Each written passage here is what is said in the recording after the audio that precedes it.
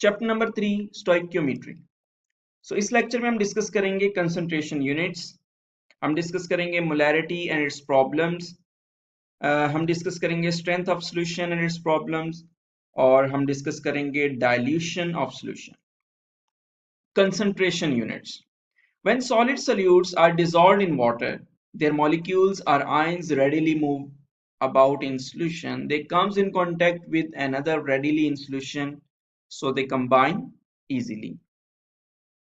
The quantity of solute present in a given amount of solvent or solution is called concentration of solution. So जो concentration of solution है वो basically हमें बताता है कि कितनी amount solute की dissolved है solvent में या solution में, ठीक है। और solvent तो आपको पता है कि जिसमें हम dissolve करते हैं, जैसे अगर मैं वाटर में शुगर मिक्स कर रहा हूँ तो वाटर हमारे पास solvent है और शुगर जो है वो solute है। तो सॉल्यूट की जो क्वांटिटी प्रेजेंट होती है सॉल्वेंट में, that is basically concentration of solution. तो इसका मतलब ये हुआ कि अगर ज्यादा अमाउंट ऑफ सॉल्यूट डिसॉल्व होगी तो ज्यादा कंसंट्रेशन होगी, अगर कम अमाउंट ऑफ सॉल्यूट डिसॉल्व होगी इन द सॉल्यूशन और solvent, then there is low concentration. A dilute solution is that whose concentration is relatively low, while a concentrated solution is a solution whose concentration is relatively high. मतलब अगर हमारे पास 2 beakers हैं और उनमें same amount of solvent है तो जिसमें ज्यादा सॉल्यूट ऐड होगा वो कंसंट्रेशन उसकी हाई होगी, और जिसमें कम सॉल्यूट ऐड होगा वो डाइल्यूट सॉल्यूशन होगा, यानी जिसमें सॉल्यूट की कंसंट्रेशन कम है। You can find dilute and concentrated solution of the common acids and bases in your chemistry laboratory. Chemist uses many concentration units. Here we will discuss molarity and strength. तो basically यहाँ पे हम molarity और strength को discuss करेंगे। First of all molarity. If you read the label on the bottle of the concentrated H2SO4, you will notice 98% by mass and also 18 molar. So basically यहाँ पे हम ये पहले अंडरस्टैंड करते हैं कि मोलैरिटी क्या होती है, ठीक है।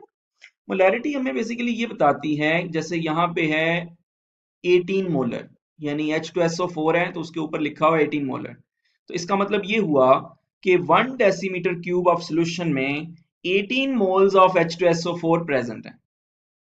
सिमिलरली हमारे पास कंसंट्रेटेड HCl है और इसके ऊपर लिखा हुआ है 12.1 मोलर HCl, तो इसका मतलब ये हुआ कि 1 क्यूबिक डेसीमीटर ऑफ सॉल्यूशन में 12.1 मोल्स ऑफ HCl प्रेजेंट हैं। तो यहां से आप देख सकते हैं कि मोलर का क्या मीनिंग है।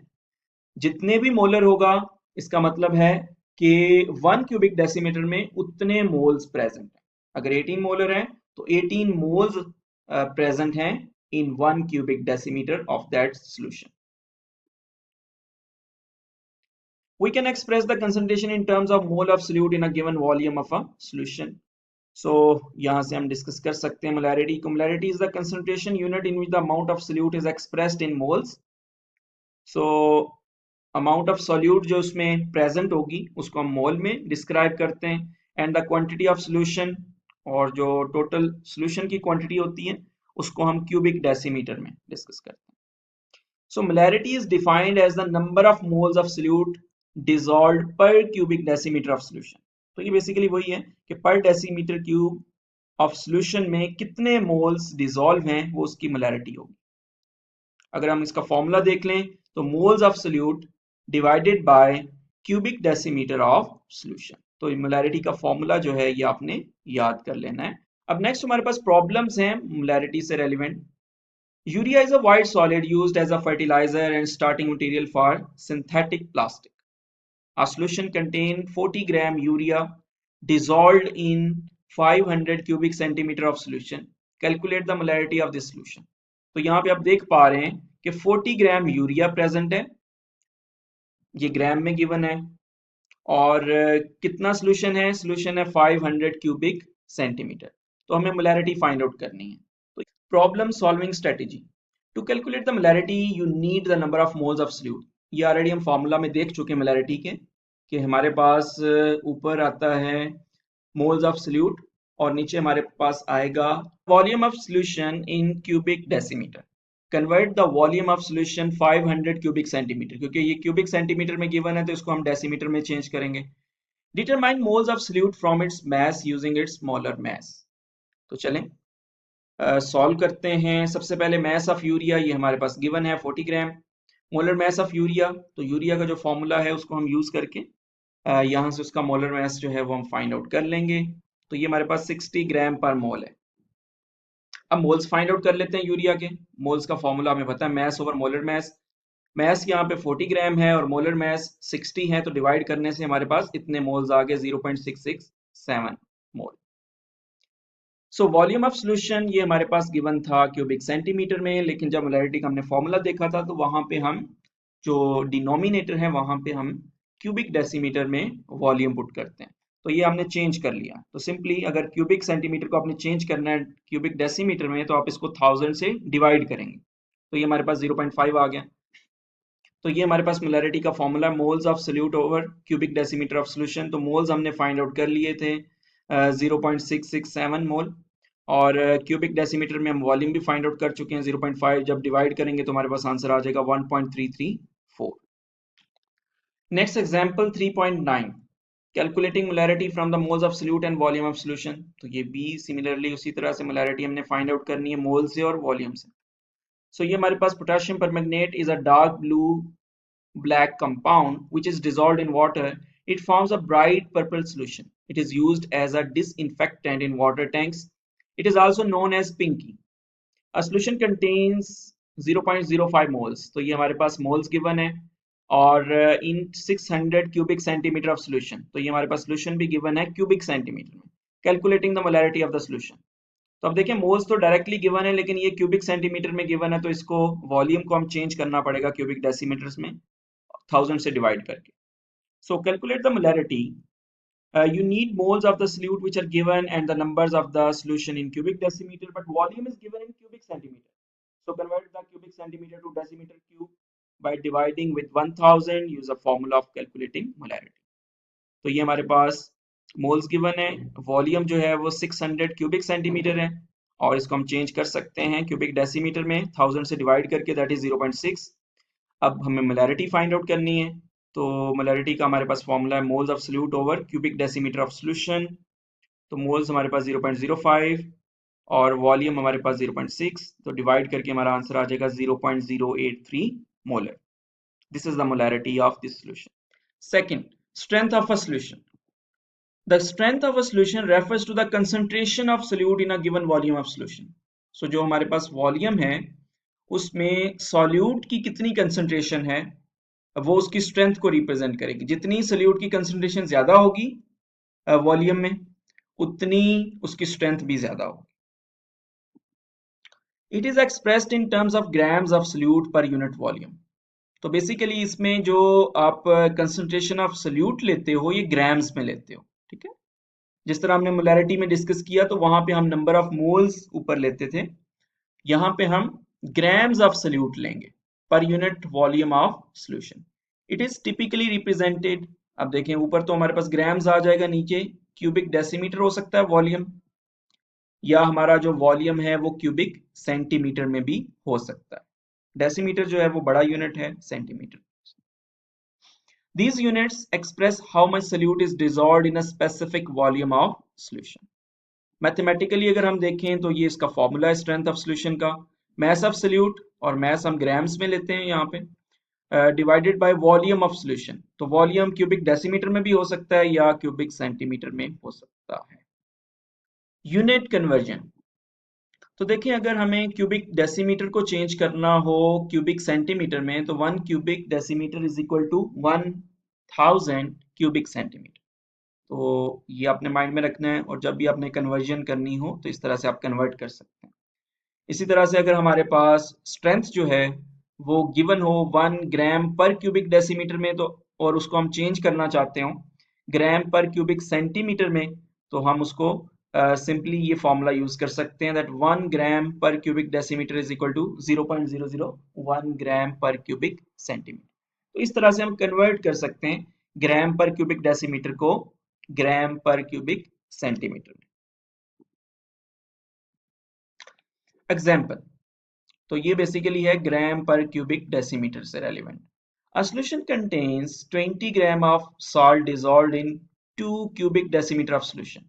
तो ये हमारे पास यहाँ पे आपको नजर आ रहा है, जो सल्यूट है वो 20 ग्राम है और जो सोल्यूशन का वॉल्यूम है दैट इज 2 क्यूबिक डेसीमीटर। सो यहाँ पे हमने मैस ऑफ सल्यूट, ये फॉर्मूला हमारे पास स्ट्रेंथ ऑफ सोल्यूशन का, तो मैस ऑफ सल्यूट तो हमारे पास ये 20 ग्राम है, यहाँ पे हमने प्लेस कर दिया, और वॉल्यूम ऑफ सोल्यूशन यहाँ पे बेसिकली हमें क्यूबिक डेसीमीटर में ही गिवन है, तो हम इसको ऐसे ही यूज करेंगे। सो हमारी जो स्ट्रेंथ ऑफ सोल्यूशन है वो 20 ग्राम ओवर 2 क्यूबिक डेसीमीटर से हमारे पास आंसर आ जाएगा 10 ग्राम पर क्यूबिक डेसीमीटर। एग्जाम्पल 3.11 और ये रिलेटेड है ग्राम पर क्यूबिक सेंटीमीटर से। A solution contain 25 grams of solution dissolved in 500 cubic centimeter of solution. Calculate the strength of solution. So हमारे पास mass given है 25 ग्राम, volume of solution भी given है 500 cubic centimeter। तो यहाँ strength of solution का ये formula हम यूज करेंगे, mass of solute over volume of solution cubic decimetre और क्यूबिक सेंटीमीटर। तो यहाँ पे तो वैल्यू बेसिकली 500 क्यूबिक सेंटीमीटर में है, तो हम इसी तरह से प्लेस कर देंगे। तो जब डिवाइड करेंगे तो हमारे पास स्ट्रेंथ ऑफ सोल्यूशन आ जाएगी 0.05 ग्राम per cubic centimetre. Example 3.12 unit conversion. A solution has a strength of 50 gram per cubic decimeter. Express this strength in gram per cubic centimeter. Strength of solution is given, that is 50 gram per cubic decimeter, और strength of solution हमें find out करनी है ग्राम per cubic centimetre. ये हमारे पास conversion है 1 gram per cubic decimetre is equal to 0.001 gram per cubic centimetre. अब students यहाँ पे हमारे पास 50 ग्राम पर क्यूबिक डेसीमीटर है, तो हम 50 से मल्टीप्लाई कर देंगे लेफ्ट साइड पे भी और राइट साइड पे भी। तो 50 ग्राम पर क्यूबिक डेसीमीटर जो लेफ्ट साइड पे वो हमारे पास इक्वल आ जाएगा, राइट साइड पे जब आप मल्टीप्लाई करेंगे 50 को इससे तो आ जाएगा 0.05 ग्राम पर क्यूबिक सेंटीमीटर। तो इस तरह से हमने कन्वर्ट कर लिया 50 ग्राम पर क्यूबिक डेसीमीटर को ग्राम पर क्यूबिक सेंटीमीटर। तो इस तरह से आप कन्वर्जन भी कर सकते हैं। Next problem involving interconversion of molarity and strength. Example 3.13 converting the molarity of the solution into its concentration in gram per cubic decimeter and gram per cubic centimeter। तो हम जानते हैं कि ये बेसिकली स्ट्रेंथ का हमारे पास यूनिट है। A flask contain 0.25 molar NaOH solution. What mass of NaOH is present per cubic decimeter of solution? Problem solving strategy. Molarity means the number of moles per cubic decimeter of solution, ये हम जानते हैं। So 0.25 molar means that 0.25 moles of NaOH dissolved per cubic decimeter of solution. You need to convert moles of solute to mass using molar mass। ठीक है, तो ये हमारे पास formula होता है moles is equal to mass over molar mass। तो पहले हम इस फॉर्मूला को यूज करके ये जो मोल्स हैं इनको हम चेंज करेंगे मैस में। मोलैरिटी हमारे पास गिवन है 0.25 मोलर और मोल्स ऑफ NaOH गिवन है 0.25 और वॉल्यूम ऑफ सॉल्यूशन वो हमारे पास गिवन है, ये पर क्यूबिक डेसीमीटर का मीन है कि वॉल्यूम ऑफ सॉल्यूशन है हमारे पास 1 क्यूबिक डेसीमीटर। अब मोलर मास जो है NaOH का वो हम फाइंड आउट कर सकते हैं। Na हमारे पास इसका एटॉमिक मास होता है 23, ऑक्सीजन का 16, हाइड्रोजन का 1, इनको ऐड करने से 40 ग्राम पर मोल आ जाएगा हमारे पास। अब मोल्स ऑफ सल्यूट जो है वो उसका हमारे पास ये फॉर्मूला है mess over molar mass.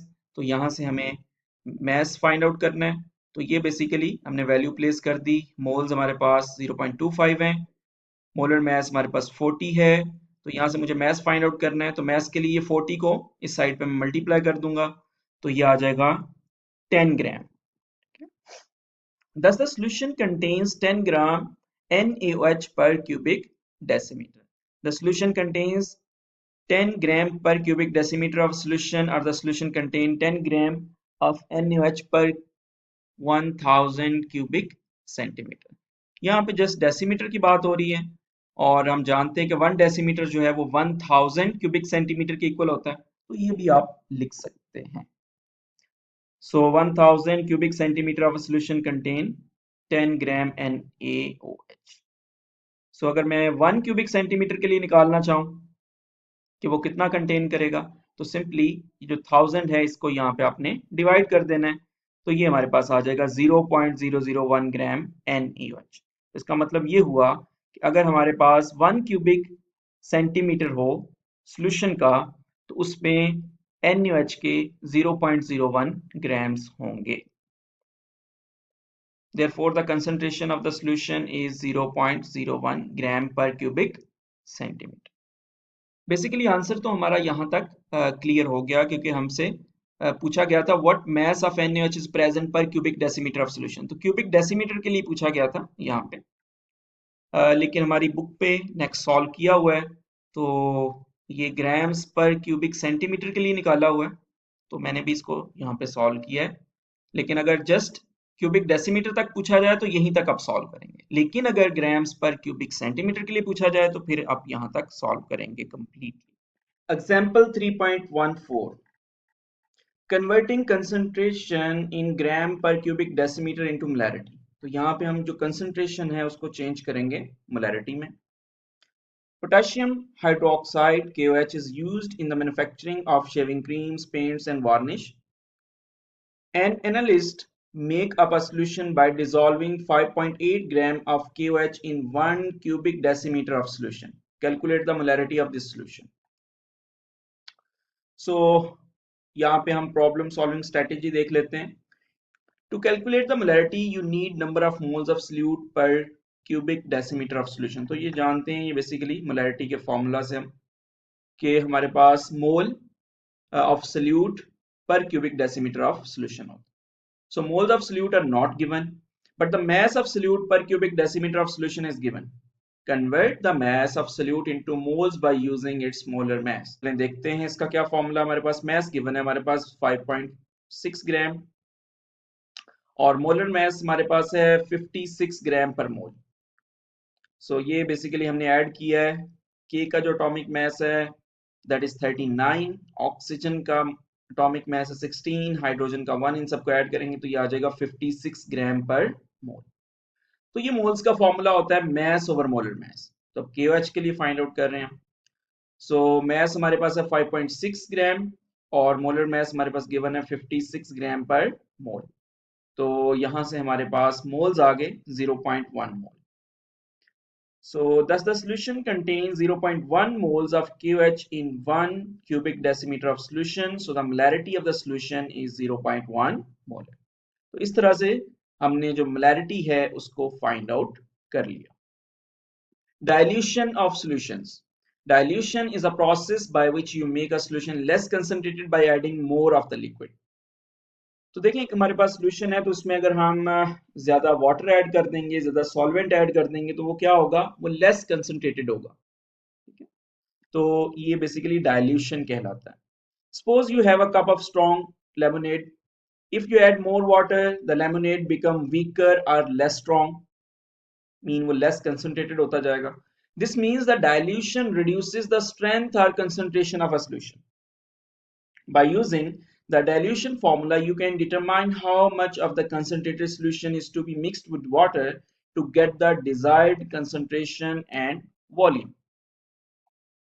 To understand how to dilute a solution, we use a simple formula. तो ये हमारे पास फॉर्मूला है M1 cross V1 is equal to M2 cross V2। अब यहाँ पे जो M1 है ये बेसिकली है concentration of the original solution, मतलब जो कंसंट्रेटेड सॉल्यूशन है, ये M1 उसकी कंसंट्रेशन है। सो V1 is the volume of the original solution you use. तो V1 यहाँ पे ओरिजिनल सॉल्यूशन जो कंसंट्रेटेड सॉल्यूशन है ये उसका वॉल्यूम है। M2 is the concentration you want after dilution. तो ये कंसंट्रेशन है जो हम फाइंड आउट करना चाह रहे हैं, ठीक है, उसको डाइल्यूट करके। V2 is the total volume of the final solution. तो ये जो फाइनल हमारे पास सॉल्यूशन होगा ये उसका वॉल्यूम है हमारे पास। Plug the known values into the formula to find out how much of the concentrated solution you need. Mix the calculated amount of the concentrated solution with enough water to reach the final volume you want. तो जितना volume हमें required है उसके according जो है हम concentrated solution लेंगे और उसमें वाटर ऐड करेंगे तो इसके बाद हमारे पास जो डाइल्यूटेड सॉल्यूशन है उसका वॉल्यूम हमें मिल जाएगा। Activity 3.1. Prepare 250 cubic centimeter of solution of 0.1 molar from concentrated hydrochloric acid. Hydrochloric acid basically HCl होता है। सो इसके लिए जो मटेरियल हमें रिक्वायर्ड है वो एक तो कंसंट्रेटेड HCl रिक्वायर्ड है, उसके बाद 250 क्यूबिक सेंटीमीटर वॉल्यूमेट्रिक फ्लास्क, हमें फ्लास्क चाहिए, उसके बाद ग्रेजुएटेड पिपेट चाहिए हमें, और उसके बाद डिस्टिल्ड वाटर रिक्वायर्ड। तो स्टेप्स हम यहाँ पे देख लेते हैं। Concentrated HCl is 12 molar. Using formula, calculate the volume of concentrated HCl required to be diluted to 250 cubic centimeter. Similarity, ये हमारे पास फॉर्मूला है, ये ऑलरेडी हम देख चुके हैं। M1 V1 is equal to M2 V2. So this is the molarity of concentrated HCl, और ये उसका वॉल्यूम है जिसको हम डाइल्यूट करना चाह रहे हैं, और ये हमारे पास रिक्वायर्ड मोलारिटी है HCl की, और ये रिक्वायर्ड वॉल्यूम है जो हम डाइल्यूट करने के बाद हमें रिक्वायर्ड है। सो यहाँ पे अगर हम मोलैरिटी की बात करें कंसंट्रेटेड HCl की, तो वो हमारे पास यहाँ पे कितनी है, 12 मोलर। तो हमने यहाँ पे 12 लिख दिया, और जो इसका वॉल्यूम हम डाइल्यूट करना चाह रहे हैं दैट इज V1, और रिक्वायर्ड मोलैरिटी हमारे पास कितनी है 0.1, और हमारे पास जो वॉल्यूम है दैट इज 250 क्यूबिक सेंटीमीटर। सो यहाँ से हम V1 फाइंड आउट कर लेते हैं। V1 इज इक्वल टू 250 को 0.1 से मल्टीप्लाई करेंगे तो 25, और 12 से डिवाइड करेंगे तो V1 हमारे पास ये आ जाएगा 2.08। So this is the volume.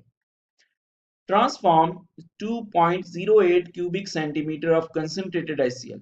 तो अब हमें पता चल गया है कि अगर हमें इतनी मोलैरिटी रिक्वायर्ड है तो हम क्या करेंगे कि हम इतने क्यूबिक सेंटीमीटर, ये यहाँ से हमें वॉल्यूम मिला है, इतना वॉल्यूम जो है इसको हम ट्रांसफॉर्म करेंगे with the help of graduated pipette into the 250 cubic centimetre volumetric flask. तो जो फ्लास्क है और जिसका इतना वॉल्यूम है उसमें हम उसको इतने क्यूबिक सेंटीमीटर HCl को ऐड करेंगे। Add distilled water up to the mark and shake well. तो जो उसका मार्क होगा वहां तक उसमें वाटर ऐड करें आप, और उसको अच्छे से शेक कर लें। तो this is required 0.1 molar HCl solution. So यहाँ से बेसिकली हमें वॉल्यूम मिल गया HCl का जो हमने ऐड करना था उस फ्लास्क में, और बाकी उसमें वाटर ऐड करना है और उसको अच्छे से शेक करना है। तो हमारे पास ये जो रिक्वायर्ड 0.1 मोलर HCl सॉल्यूशन है ये हमें मिल जाएगा। Example 3.15. If you have 150 cubic centimeter of a 4 molar potassium nitrate solution, what volume of the solution will you need it to prepare 500 cubic centimeter of a 1 molar potassium nitrate solution? So चलें देख लेते हैं। The formula of the dilution is M1 V1 is equal to M2 V2. ये already हम देख चुके हैं। M1 is the concentration of the initial concentrated solution of KMnO3 4m। तो ये हमारे पास 4 मोलर यहाँ पे गिवन है पोटेशियम नाइट्रेट के लिए, और वॉल्यूम V1 ये बेसिकली वो वॉल्यूम है जो हमने फाइंड आउट करना है। M2 is the concentration of the final diluted solution। तो ये भी हमारे पास गिवन है कि 1 मोलर, और ये वॉल्यूम भी हमें गिवन है 500 क्यूबिक सेंटीमीटर। तो चलें यहाँ पे इस फॉर्मूला में वैल्यूज प्लेस करते हैं। 4 मोलर और वॉल्यूम V1 हमने फाइंड आउट करना है। यहाँ पे M2 हमारे पास 1m है, V2 हमारे पास 500 क्यूबिक सेंटीमीटर गिवन है। तो यहाँ से हमें V1 फाइंड आउट करना है, तो 4 जो है वो इस साइड पे आके डिवाइड हो जाएगा, तो ये हमारे पास आ गया 125 क्यूबिक सेंटीमीटर। तो अब हम क्या करेंगे, to prepare 500 cubic centimeter of 1 molar potassium nitrate solution, you need to use 125 cubic centimeter of 4 molar potassium nitrate solution। तो हम क्या करेंगे, ये जो 125 cubic centimeter होगा ये वाला solution, इसको हम ऐड करेंगे फ्लास्क में, और बाकी जो है उसमें वाटर ऐड कर देंगे। ठीक है, 500 cubic centimeter के मार्क तक।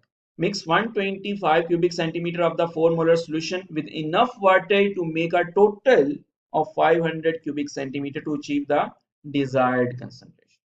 तो टोटल हमारे पास इतनी आ जाएगी और उसमें जो हम पोटेशियम नाइट्रेट ऐड करेंगे वो होगा 125 cubic centimetre. Calculating the concentration of a solution through titration, activity 3.2। So students, ये हमारे पास सेटअप है टाइट्रेशन वॉल्यूमेट्रिक एनालिसिस। ये हमारे पास पिपेट है और ये हमारे पास फ्लास्क है जिसमें एसिड है, और ये हमारे पास स्टैंड है और ये वाली ब्यूरेट है जो स्टैंड के साथ कनेक्टेड, और ये हमारे पास flask.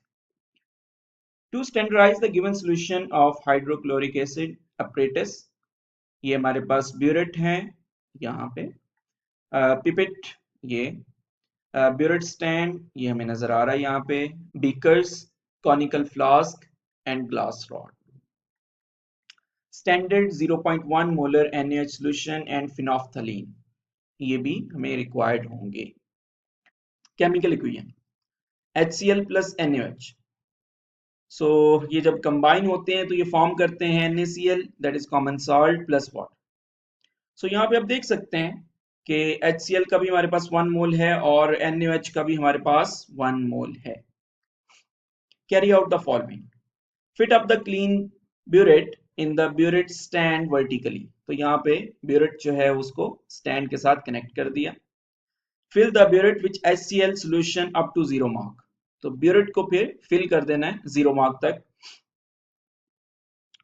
Take 10 cubic centimeter of NaH solution in the conical flask with the help of pipette, तो ये जो पिपेट है इसकी हेल्प से 10 cubic centimeter of NaH solution ले लेना अपने conical flask में।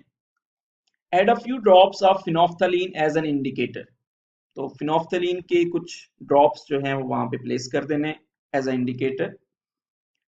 Note the initial reading of the burette, burette की इनिशियल रीडिंग फाइंड आउट कर लेनी है। Run the acid solution in the conical flask drop by drop and shake the flask constantly, तो अब क्या करना है कि वहां से जो सॉल्यूशन है वो ड्रॉप बाय ड्रॉप जो है वो इस फ्लास्क में आने देना है। Go on adding the acid solution till the pink color just disappear, तो उसको ऐड करते रहना है जब के तक उसका पिंक कलर जो है वो डिसअपियर ना हो जाए। यहाँ पे बेसिकली कलर डिफरेंट है लेकिन आप इसको कंसीडर कर लें कि ये पिंक कलर है।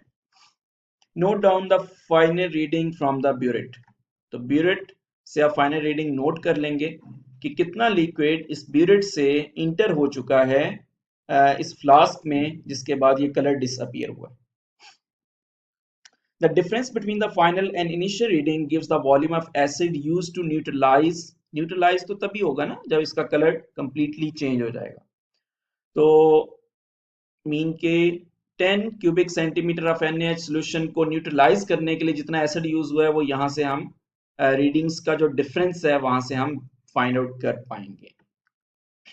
Repeat the experiment to get 3 readings, तो इस एक्सपेरिमेंट को आपने रिपीट करना है और find the mean volume of the HCl solution used, तो 3 टाइम्स आप एटलीस्ट इस एक्सपेरिमेंट को करें और फिर जो भी आपके पास वॉल्यूम की वैल्यूज आ रही हैं उनका मीन ले लें। एवरेज तो आपको लेना आता है कि सब तीनों वॉल्यूम्स को आप ऐड करेंगे और 3 पे डिवाइड करेंगे तो आपके पास एवरेज आ जाएगा। तो इससे ये होता है कि आपका जो एरर आने के चांसेस हैं वो काफी हद तक रिड्यूस हो जाते हैं। Observations and calculations, suppose the volume of HCl solution used, हम सपोज करते हैं कि जो HCl solution यूज हुआ है वो 10 क्यूबिक सेंटीमीटर है और मोलैरिटी जो है वो हम फाइंड आउट करना चाह रहे हैं। वॉल्यूम ऑफ NaH सॉल्यूशन वो तो 10 क्यूबिक सेंटीमीटर हमने यूज किया है और उसकी जो मोलैरिटी है दैट इज 0.1 मोल, और HCl का भी एक ही मोल है और NaH का भी एक ही मोल है। क्योंकि हम इन दोनों को डिस्कस कर रहे हैं HCl और NaH, तो इन्हीं के मोल्स हम देखेंगे। तो जो प्रीवियस स्लाइड पे इक्वेशन थी HCl प्लस NaH और इसने प्रोड्यूस किया था NaCl प्लस H2O, तो उसी इक्वेशन से हमने नंबर ऑफ मोल्स निकाले हैं 1 1। सो ये फॉर्मूला हम यहाँ पे यूज कर सकते हैं M1V1 over N1 is equal to M2V2 over N2। So number of moles भी हमारे पास 1 1 है तो ये हमने प्लेस कर दिया। V1 हमारे पास 10 क्यूबिक सेंटीमीटर है, यहाँ प्लेस कर दिया। M2 0.1 है V2 हमारे पास 10 है, तो ये जब हमने वैल्यूज यूज की यहाँ पे 10 इधर आ जाएगा यहाँ पे। तो जब हमने इसको सॉल्व किया तो हमारे पास M1 आ गया 0.1 molar. So strength of HCl solution is equal to molarity multiply by molar mass. तो अगर हमारे पास मोलैरिटी गिवन हो तो स्ट्रेंथ हम इस तरह से फाइंड आउट कर सकते हैं। तो मोलैरिटी तो हमारे पास आ गई है, दैट इज 0.1 मोलर, और हम इसको मल्टीप्लाई करते हैं इसके मोलर मास से। HCl का जो मोलर मास होता है वो 36.5, क्योंकि H जो है उसका एटॉमिक मास 1 है और Cl का एटॉमिक मास 35.5 है, ऐड करने से 36.5 आ जाएगा। तो जब आप इनको मल्टीप्लाई करेंगे you will get 3.65 gram per cubic decimetre. So result, molarity of HCl solution is 0.1 molar.